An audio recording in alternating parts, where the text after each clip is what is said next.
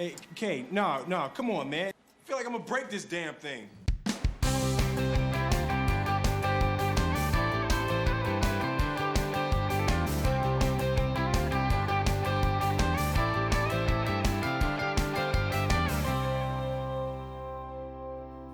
Hi everyone, I'm Luke Hector and this is The Broken Meeple, a show where I devote my time to ranting and raving about board games, but usually more the latter part, let's be honest. Recognise this coat? Well, if you've seen me walking around the place, usually in the winter times, yes, you will see me wear this coat. It's one of my favourites, a big wool coat, burgundy, the sort of like knee-length coat. I'm always a fan of like long-length coats. Why on earth am I wearing it when it's the middle of summer? Because I'm crazy and decided that as I was going to do a top 10 list that is basically a revamp of one of my most popular videos of all time, I figured I should at least pay homage to it and wear the same coat that I did in that. Or at least I think it was the same coat, I'm not sure, maybe it was a different one. I feel like maybe this is a different coat, like same colour, same sort of design, but different one, because there's no way this is like 4 or 5 years old, but whatever. So yes, this is a revamp of a list, that is hugely requested by people and somewhat popular. More popular than I would have ever thought possible. And if you want to know how popular, well, this is the typical views I get for a top 10 video. This is the views I've had for, a fair few years, let's be honest, but this is the views for the top 10 tiny games list I did.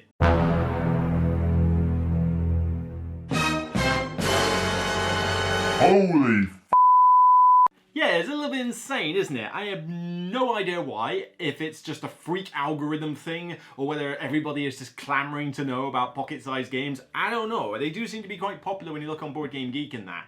But, man, yeah, it's crazy. So I figured, you know what? Why not revamp it? There have been more games that have come out since, although, let's be honest, it's hard to argue with some of the classics. But hopefully there's a little bit of a change around from that list, even if not all the games have fallen off it. Now, I do have to be a little bit sort of, I don't know, semi-casual with the term tiny. When I say tiny games, people have their own mind as to what a tiny game is. And there are, publishers who do nothing but make tiny games. You've got the Button Shy, whoever make the wallet games. You've got Oink that do everything in the tiny boxes. I mean, all of those are perfectly valid. But I am talking mainly about a game that can fit in a pocket. So, a pocket, like one of mine, for example, and I will showcase that some of these certainly will. But, just basically a pocket-sized game that I can put in a pocket, and that's good. That's good enough for me. Now, that does mean some games cannot qualify. So, for example, we've got games that I really love, like Spend a Jewel, and one of my favourites here, Hanama Koji, which I think I put on the last list. The problem is, this is how you get it now. And try as I might, this will not fit in my pocket. It cannot, so it cannot go on the list. My number one last time, where is it? Yeah. Valley of the Kings. That was my favourite last time. That's because you used to be able to get Valley of the Kings in these little boxes. If I could pull it out, there we go.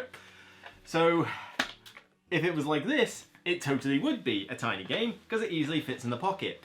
The problem is, AEG have stopped releasing these, you morons. So, yes, now you can only get it in the premium version. Not to say that the premium version's bad, but goodbye travel portability when you do that. Seriously, why? This was perfect. This was the perfect size for a game. But yep, that one can't make the list anymore. So, you might wonder what all this stuff is. Well, I basically had a look through my collection and tried to pull off anything that was remotely, potentially tiny size. So, there's a few ones here that I may or may not be talking about. But I also kind of just wanted to show off this little contraption that I basically had for some of my games that didn't fit in my pocket, but were small enough anyway. So this is basically something I think I got from Hobbycraft, and they basically released, or is it Amazon? I can't remember, Amazon/Hobbycraft. And they basically have a bunch of these containers that I basically took the contents out of the original box that I thought was too big and tried to squeeze them into these little packs. I mean, this is a Macaroon, which is probably one that could have made the list. I mean, it's a pretty decent trick taker, maybe just not top 10 material. But this is just a case where I've got a bunch of them with stickers on it. So I've got the Crew, San Juan. Yeah, you can get San Juan in one of these boxes. I kid you not. Granted, it's a very tight fit, but yeah, you can get San Juan in one of these. So I do like actually trying to make my games a little bit smaller than they can be, and one or two that are on this list are actually in these boxes in order to keep some room on my shelf. So yeah, I do a few things in order to keep tiny games, and I do like having tiny games to hand because they are just easy to take to a board game night, or even just to take home, or just to a coffee shop. I'm meeting somebody, they like games, you know what, I'll just carry a pocket-sized game in my pocket and see what's like. And it all goes nice and well. So there are countless amount of tiny games. You're going to have ones on your list, I'm sure, that are that are your top 10. There's too many of them to count. This is just my personal top 10, so by all means get it in the comments later. For now, let's get on with it because we're already overrunning here. Get on with it! I am already regretting wearing this coat for this video. Oh yes, it's the heat is felt in here, but stick with it. God, I am mad. My number 10 is one I have now shoved in one of these containers, and granted, I didn't really need to. It could have stayed in its original box, but the problem is that the box, no matter how tiny it is not the most sturdy box in the world. It breaks easily, it bends easily, and also, the lid keeps coming off. So I thought, you know what, I take this box to a lot of game nights, so I figured I would just put it in here, and that is the classic No Thanks. It's just a nice, simple micro game, and I've already forgotten how to get these lids off. Ah, there it is. So, No Thanks, the classic card game where you basically just fight it over these cards, trying to get the lowest points that you can, and if you don't want it, you stick a token on it and say no thanks. And, and you basically just keep going until somebody bottles and takes the card. It is dead simple, it is dead easy to play. I like playing it with the variants so that you don't necessarily have, like the perfect information type thing. But yeah, it's just nice and simple and does the job. It's not my favorite, tiny game ever, but it's just such an easy one. 3 to 5 players, 20 minutes. Well, it says 20 minutes, but honestly, you get this game done in like 10. It really is pretty damn fast. And it just does what it needs to do for a micro game. So, no thanks? Nah, I disagree.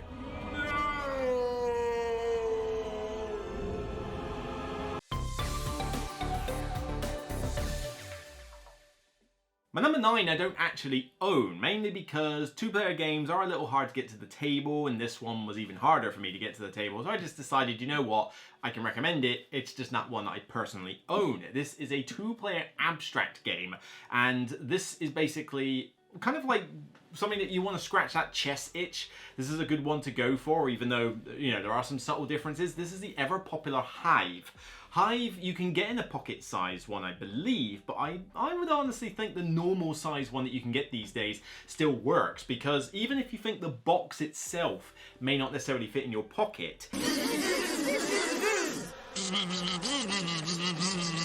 inside the box, you essentially get this pouch bag that has all the pieces in, and these are like really decent looking pieces, but that pouch bag is self-contained. So you can basically just scrunch that up and shove that in your pocket. That will easily fit, even if the box won't. So by that measure, I still think it qualifies for this list. But yeah, it's a pretty solid game. 2 players trying to surround your opponent's B tile with all these different bug tiles that do different things. Like they move around the outside or they leapfrog over other things and stuff. And it's very, it can be strategic, tactical. It's just a cool, abstract game. Such a cool idea that's been popular for so many years, and it's still popular now. I've seen it played at HandyCon, that tournament level, well, not tournament level, but, friendly tournament level. And I've not entered those tournaments because I kind of suck at Hive, or at least I don't recall ever being particularly good at it. But it's a really solid little tiny game. If you want that 2-player game to scratch the chess itch, this is about as good as you're going to get. And not to mention that for the price, it is damn well produced. The only good bug is a dead bug. My number 8 requires me to go back into my box of many things for a game that I decided was going to fit in one of these because I don't like tin boxes. And this is not Timeline like you might be thinking of. No, that one didn't make the cut. But this is a game that most people have not even heard of. It sort of came and went. It didn't make much of a splash. But I think this is an underrated little filler game from Bruno Cathala, from the universe of Abyss. Conspiracy. Yeah, the name makes no difference, it makes no sense, but Conspiracy that comes in a normal size, box tin is a really solid filler game. The idea being that you are building, and it's abstracted as all get out. I mean, it just got the Abyss pretty pictures. But basically, you're trying to build this pyramid of cards in front of you for all the different Abyss lords. So you've got the red, yellow, purple, green, lords as such. And you're building an upside down pyramid, but these different lords, they've got different victory point values, but also different abilities based on those victory point values. And you get extra points at the end if you can keep like a big contiguous group of the same color together. But the way the mechanism works is similar to what you get in Abyss, which is essentially that you get to look at so many of these cards to see which one you want, but the ones that you don't pick out of what you took off the deck go face up for other players to potentially take, and they can take more than one at time. So it's one of those situations where the more choice you give yourself, the more choice you get your opponents, and that you've got to think about, because obviously if you give your opponents too much choice, they'll just catch you up and probably get a better selection than you did. It's just a really cool filler game. I mean, I had to sleeve it, I had to get rid of the box for two reasons. One, I hate tins, and two, when I sleeved this game, it struggled to fit back in that box easily without a rubber band. But it's just, yeah, it's a really cool game. You get little location cards that you can get for extra victory points. You've got the kind of like who's got the most shells at the end of the game for an extra 5 points, which can seriously make a difference. It's underrated for sure. It just didn't get a lot of buzz. I think the stock also ran out, got stuck at customs when it was going to Essen, so that didn't help. But yeah, this one is a solid little game. You should definitely have a look at it because it's not that expensive. It's easy to get. It will fit in your pocket as long as you don't mind tins, and it does the job for up to 4. It's worth giving a look.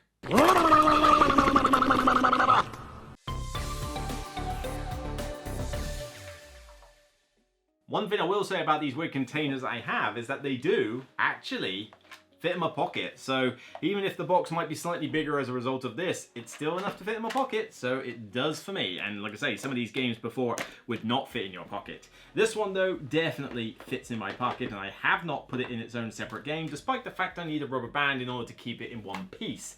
This is Oh Hanami. This one I got told about, I think, by viewers mainly. Like, viewers were talking about this game, and it's like, okay, I'll try and find it. And then I got lucky. I found a language independent version on Amazon for like £9 or something. And yeah, this is definitely one of the best £9 I've ever spent on a small card game. This is a really solid little filler. Although, you do have to house rule one aspect of it, but to be honest, everybody house rules this part. Can't do that! You can't do that! The idea is that you've got these cards that represent, water, stone, and like cherry blossoms and stuff like that. But you draft these. You draft these and you're basically trying to create 3 columns with, numbers that go in sequence, both up and down. So if I've got a 67 here, if I put down a 79, for example, above it, that's fine, but then I can't put the 77 in between because you're not allowed to put cards in between. So you're kind of deciding not only what suits you want, because they score differently, but also, how close are you trying to get the numbers together, and you've only got 3 columns to mess around with. There's this weird rule in the book that's something about, if you, I can't remember, it's during the drafting phase, depending on which of you like drafted certain things, one person gets to act first when doing something else. It's weird. I can't remember it. You would know it if you read the book because it sticks out like a sore thumb. All I say is that it doesn't matter. You basically just play this as you draft and then simultaneously reveal. There is no real tactics to having people act in a certain turn. It's just finicky and weird. So just play it like we do. We draft the cards, we take 2 at a time, or whatever the rulebook says, I think it's 2 at a time, and you simultaneously flip them. That is good enough for me. And it just makes for a very quick filler. But I particularly like the scoring system in it. This is the thing that I like the most, because you have 3 rounds and 4 different suits. The blue score, only 3 points each, but they score every round. The green score 4 points each, but they score in round 2 and 3 only. And then you've got the rocks, which are 7 points each, but they only score in the 3rd round. I'm trying to find an example of the rock piece. For some reason, I've shuffled the cards in such a way that rocks don't exist. Ah, there we go. But then you've also got the cherry blossoms, which are basically a case of the more cherry blossoms you get at the end of the game, the more points they worth. They go up in terms of a point set, and you can get anywhere from 1 to 120 points for those if you go crazy. Yeah, it does take a while to add up your scores, and they are quite vast. Although, you do end up with a few tight scores as a result of this game. It's, uncanny how it happens. But yeah, I didn't really know much about this game. The viewers recommended it, and they were right. Ohanami is a really solid game, and I say fits in a tiny little box, although you do have to accept that if you are going to fit it in a tiny box, A, you can't sleeve it. That's not going to happen, although to be honest, I don't think you really need to. It's so cheap, who cares? But also, you are probably going to need to do what it did, because it comes like this when it's shrink wrapped. You're going to need to hold it down with a rubber band or something. It's just the way it is, and I hate having games with rubber bands on them, I'll admit, but this one is just kind of a necessity, because I didn't think it was worth sticking in one of those containers, because this one is just nice to put in your pocket. Ta-da! It's gone.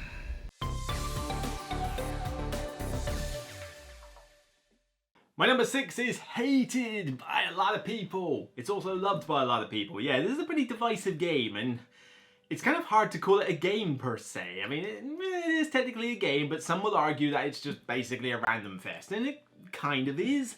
But it's because you're getting in people's heads and you just get to have fun with the whole bluffing side of it, which is the ever popular, for me anyway, cockroach poker, which I have put into its own box. I can totally understand why some people would hate this game with a passion, but I still love it. I've got the cockroach poker royal version, so Kakalak Poker as it's called. And I love games where you get to bluff. Bluff, not all of them. I mean, people are thinking, oh, where's Coup on the list? I hate Coup. Coup is a crap game. Damn! And that's technically got bluffing. But I had to forced to play it the other week as well, actually. God, I hate Coup. But, hate's a strong word. No, actually, I do kind of hate it. Anyway, I'm getting sidetracked with my ranting. Like I said, raving and ranting. More the ranting part. Cockroach Poker is fantastic, though. I really enjoy this one. It's not even a game you win. You are trying to avoid being the loser. You cannot have 4 of the same type of vermin in front of you. So I've got 3 flies there. That's danger zone right there. But the idea is it's very simple. You take one of the cards from your hand, face down, pass it to someone else, tell them what it is. Whatever you want to say it is. That's a stink bug. They basically have a choice to look at the card, pass it on, and say whatever they want about the card, but they also can challenge you on whether they think you're telling the truth or lying. And if they win the challenge, you get the card. If not, they get the card, and it goes up face up in front of whoever lost the challenge. Very straightforward. Cockroach Poker Royal basically adds a royal suit, which makes it worse if you mess up with these ones. The normal version is still fine, no, you just don't get the royal rules. You essentially get spiders as one of the suits. I'd rather have the royal cards for obvious reasons, but the spiders don't freak me out too much. In the original one, they're cartoony and weird artwork. Hello. It's not quite arachnophobia mode worthy, shall we say. Not like a certain game, which I have yet to get stickers for. That Life of the Amazonia one, I still need to find some stickers to stick over the card in question. Maybe the UK Games Expo might be a good one for that. Take some measurements and find out. But yeah, this one is just good, fat and solid. I know that people who think, well, I've got nothing to base it on and don't like bluffing games are going to hate this one with a passion, and they do. But I love just hamming this one up every time I play it. You're pulling shade at everybody else. You'll sort of say to us, look, I'm telling you, he's lying to you. He's lying to you. That ain't no fly. That's a rat. He's lying to you. Don't take it. Don't take it. It's like you're basically egging people on. There's a lot of banter and interaction around the table, and that's what a good little filler should be. And I love pretty much any game that has the word poker in it. I mean, I love Texas Hold'em Poker. So yes, that recent game, The Gang, certainly sat well with me. But yeah, this one, if you just want a funny bluffing game that doesn't even have a winner per se, if that's better to get with your group, then Cockroach Poker is definitely a solid laugh.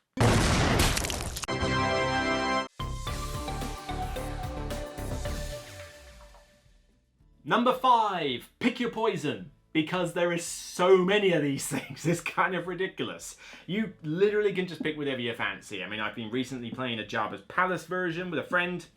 That's been pretty good. I still like the original version of this game.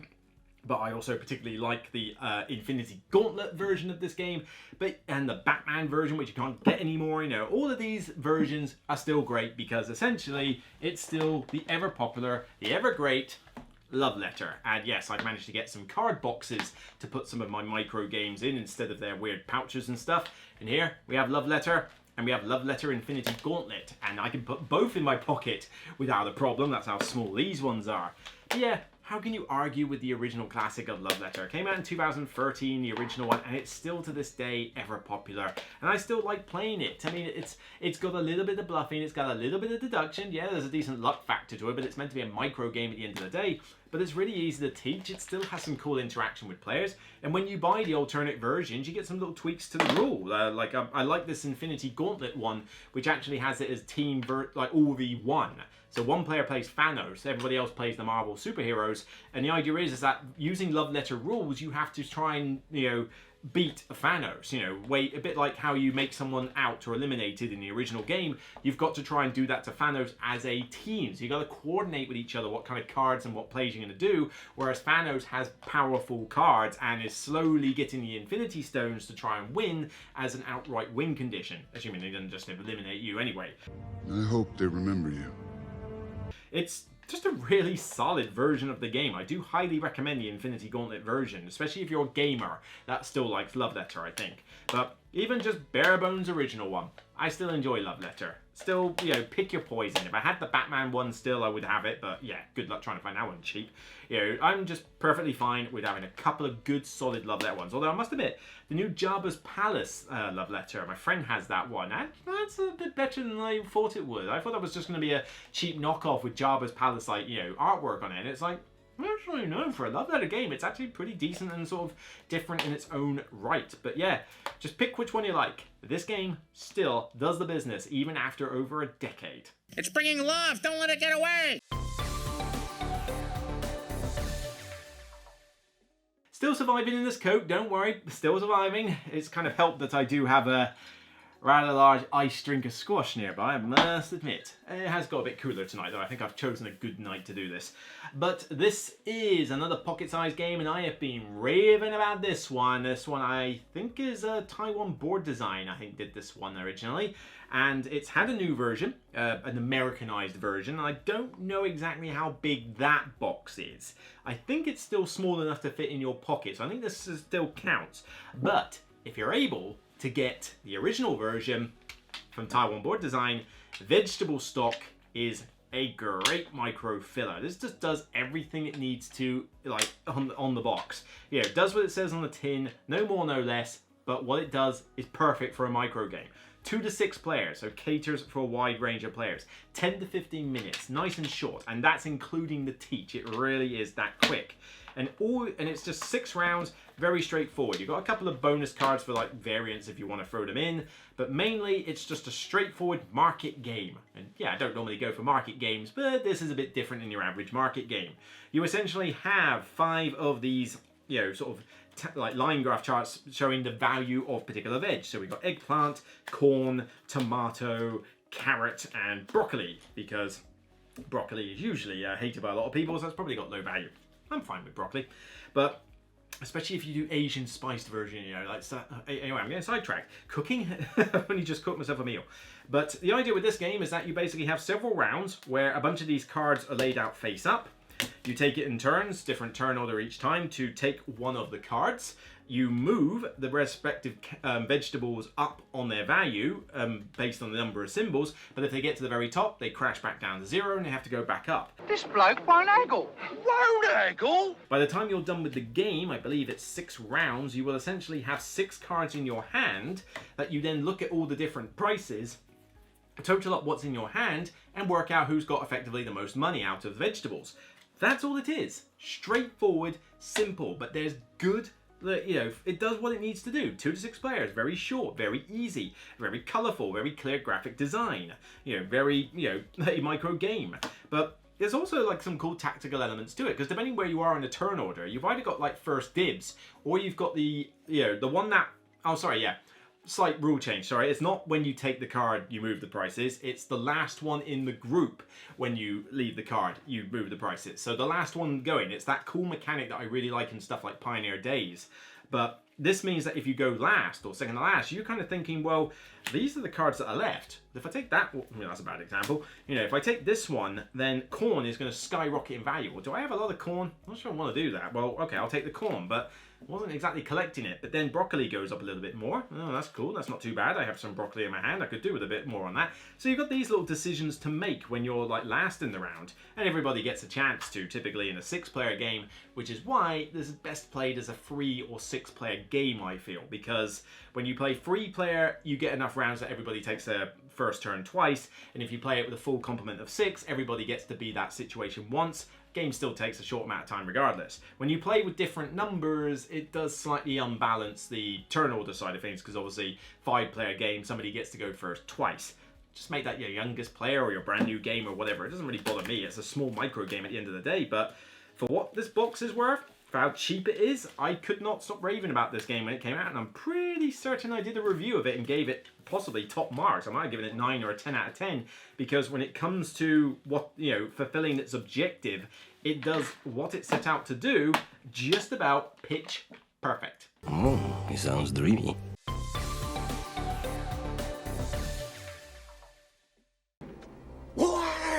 So these next 3 games are not in these little boxes or anything. They are in big box versions that I've got, which, you know, you might think, well, hang on, doesn't that cry foul? No, because you can get these in the small box versions, and that is perfectly fine if you do. I just like the game so much that I have got a lot more of this stuff, so they are still valid, okay? Everybody got that? But my number 3 is a classic. An absolute classic. More a classic than even Love Letter. This one has to be on this list. You've got to cry foul if it's not. I've got the party version, but I have been meaning to grab a small box version of it as well, because I gave a small box version to my parents, and so we play that one when I go round. But it's pretty good to have the small box version now and again, because it is nice to be able to just pull this out as a small, tiny game out of your pocket. But how can you argue with Sushi Go?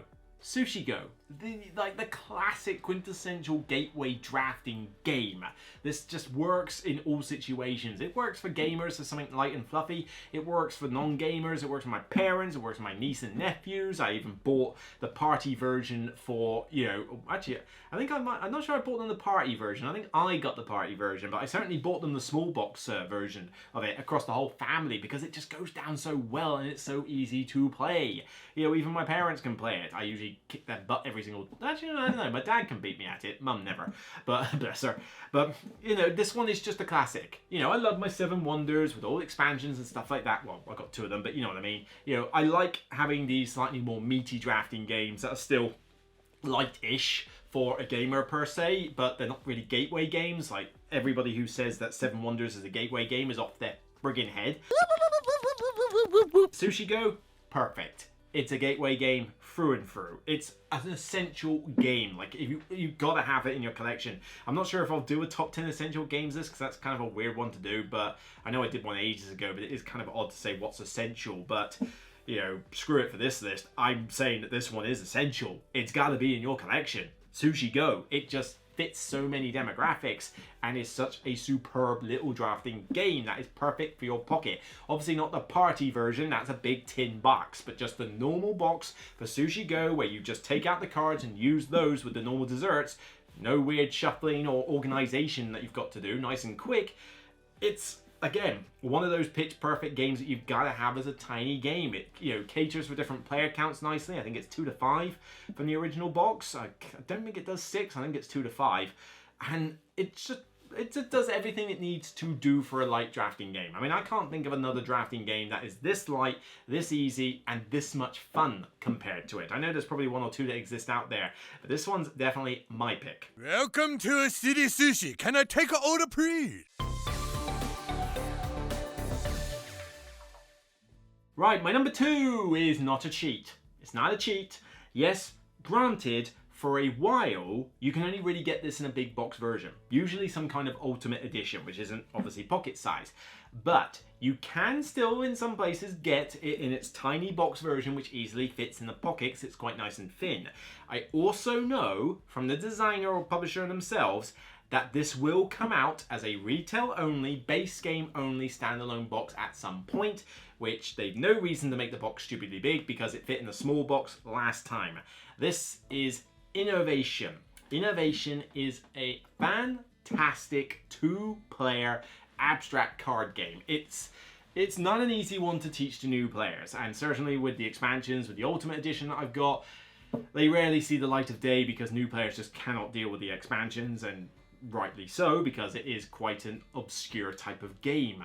But I love this one. I mean, I played this one like 50 times over lockdown on Board Game Arena. It was just one of those games that I loved. Couldn't get it played normally, so I went on Board Game Arena on lockdown and played it a bunch.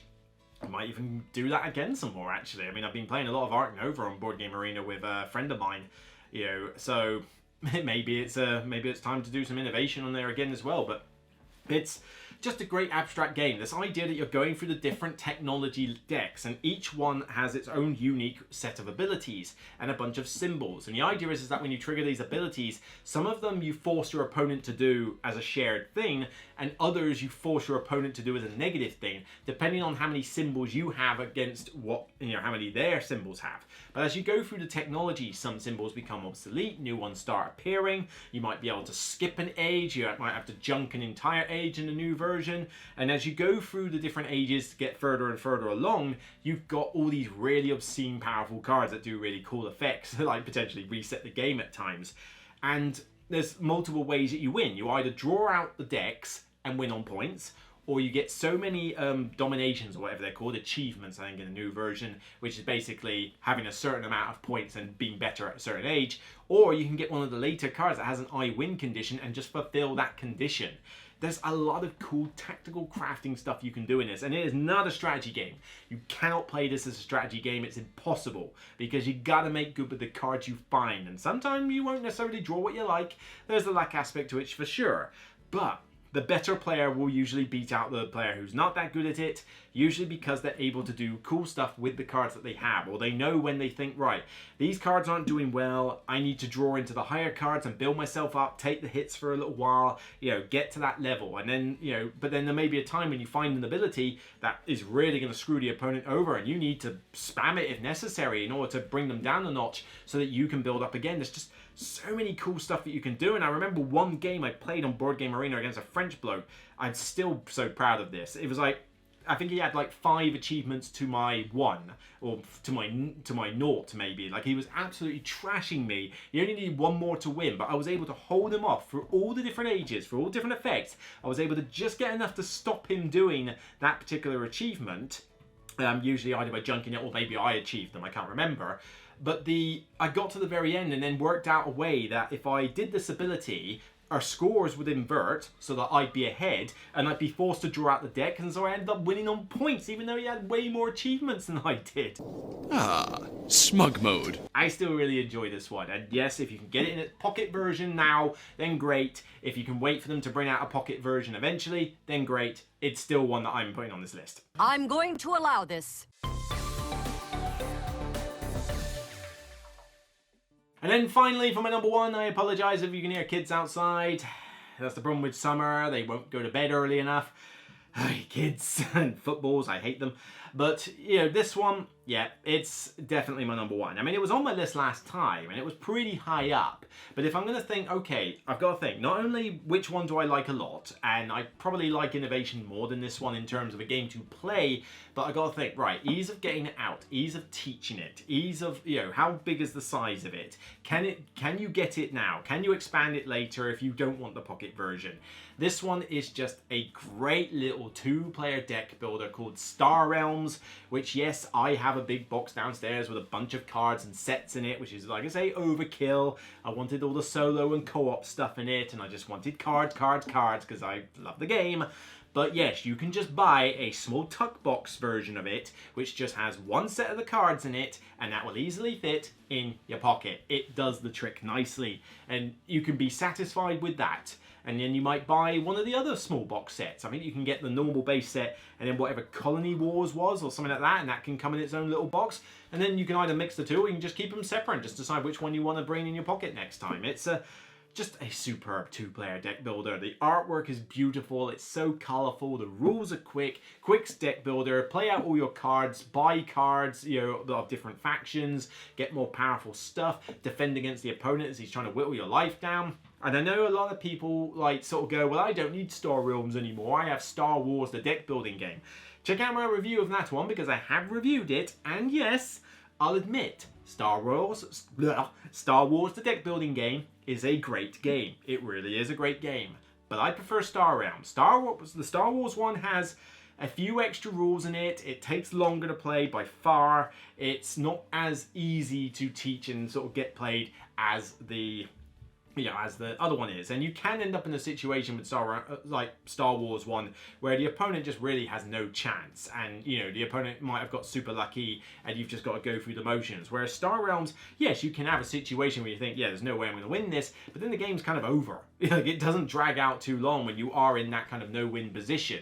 So I do prefer Star Realms, even though I do say that Star Wars deck building game is great and you should consider grabbing it. It's definitely, pick your poison. Do you want one with a bit more meat, or do you want one that can fit in your pocket? That's the other thing. I don't think you can fit Star Wars, a deck building game, in your pocket, because it comes in a normal box, sort of like yay big at least. In fact, I think it's a bigger box than this. So you want the travel version, you get Star Realms. So there you go, that is my top 10 tiny games. Yes, I'm trying to say it properly. That is a lot of T's in the sentence. And yeah, I mean, there are some other ones that I thought of that I didn't think would fit, or I didn't want to make the list. I mean, you've got Agropolis, or the, I forget what the normal version of it is, Megalopolis or something, I'm not sure. But, nice little, map layout thing with like route connections and stuff. This is pretty sweet. I just like to do farming rather than city building. There's Tricky Badger, a little gem I found at a previous Essen. Nice and small, nice and cheap. It's a trick taker with some extra little rules thrown in. It's pretty neat. Not a top 10 material, but it is a pretty neat little trick taker. I even considered Next Station London, because even though that this is possibly a bit too big, I tried and I can just about get it in the pocket. It will take a little bit of effort, but there you go. It does technically fit.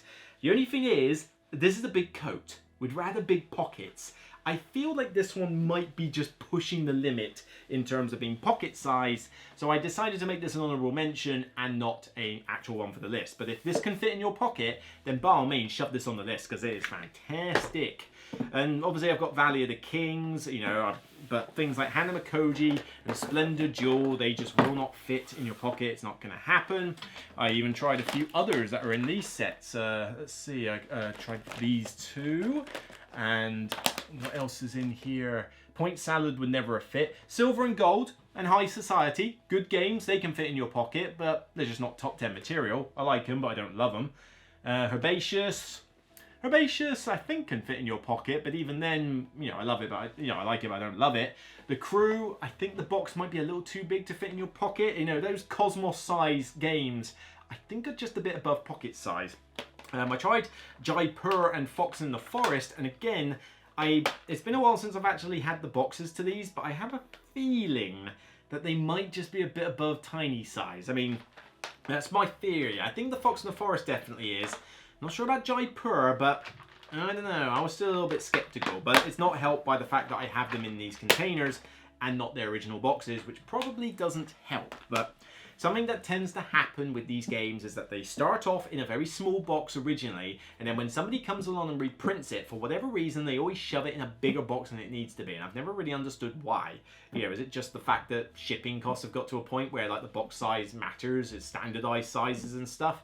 It's kind of ways to be seen. But as I say, these are basically, I had to think 10 games that definitely fit in my pocket, not 10 games that I thought maybe could fit in my pocket, because I didn't want people to cry foul if it blatantly didn't fit in a pocket. I would rather people cried foul by saying, oh, it actually does fit in the pocket, in which case you can add it to the list. I mean, if you can get Hanamakoji, Fox in the Forest, and Jaipur and Next London, if you think those 4 deserve to be on the list, then just punch out 10, 9, 8, and 7 on my list and replace it with those 4, because those 4 are fantastic games. So that's it for me on this episode of The Broken Meeple. Let's see if we can get this one up to 100,000 views. That'd be pretty sweet. If you like what you see, then please thumb it up and consider subscribing to the channel. Your views and engagement are what keep this channel going, as well as the Patreons, who with their funding allow this channel to pay off its fees, its subscriptions, its running costs, because this is not my day job. This is just something I do on the side. It's, effectively a self-funding thing, but the Patreons are what help to keep this channel going, and I can't thank you enough. So until next time, remember, regardless of how big your pockets are, it's still